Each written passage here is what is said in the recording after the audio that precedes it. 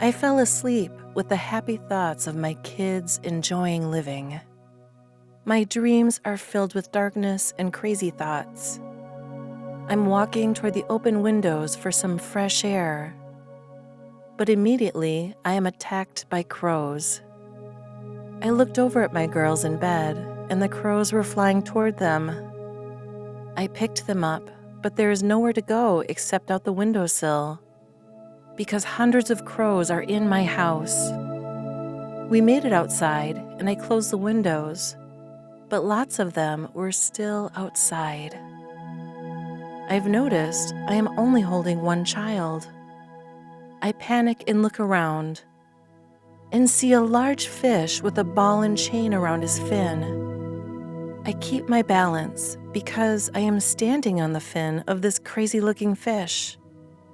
The fish with the ball and chain is pulling a woman who's pulling me and my child. I woke up from this nightmare in a cold sweat. What does it mean? I need help. I need help. I was crying profusely, and my oldest daughter, Carmen, was consoling me, while my youngest daughter, Camille, ran to Odelia, who had just walked into the door to help me.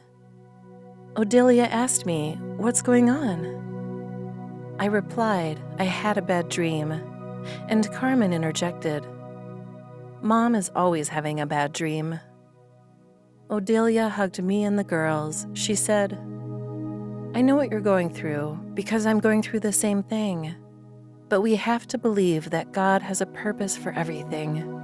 Follow me to the kitchen and sit down so I can pray a blessing over all three of you." There were good times during my childhood, fixing things around the house with my mom, Barbara. My mom was good with her hands and could fix anything. I remembered fondly when my stepfather was trying to fix a neighbor's television set. My mom didn't want to make my father look bad, but would stop by the neighbor's house the next day and fix her television.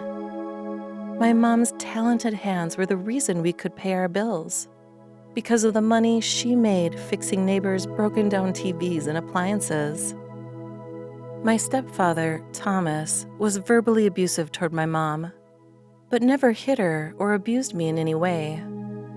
One day, he got up to go job hunting and never returned home. I always believed he had a second family somewhere. My beautiful mom died a few years later of breast cancer. So I went from relative to relative for the next 6 years.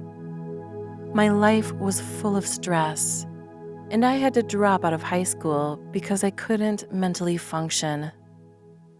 My life began to change when my selfish aunt did one great thing for me and took me to church where I met Odelia Parks.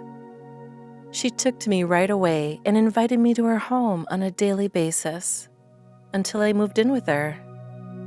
I didn't meet Christian until a year later because after graduating from NYU, he did a 1-year internship in film at New York University, NYU. His goal was to attend NYU, hoping to become a successful movie director. Prior to Christian coming home, Odelia found me a place to live with another wonderful church lady because I couldn't live with her any longer since Christian was returning home. Unfortunately, a few months later, this woman died, and I took over her rental lease. I asked Odelia, "Why does death follow me?" She advised me to get over those negative thoughts and have faith in God's will for your life. I remember the first time I met Christian at a Sunday dinner. It was love at first sight for me. Why was I attracted to him? He was rude and abrupt toward me, but later he became more mellow in his demeanor, but initially kept his distance from me. I also noticed some reluctance in Odelia's part for me not to get too close to her son. Odelia had been my rock, my anchor, and I loved her with all my heart.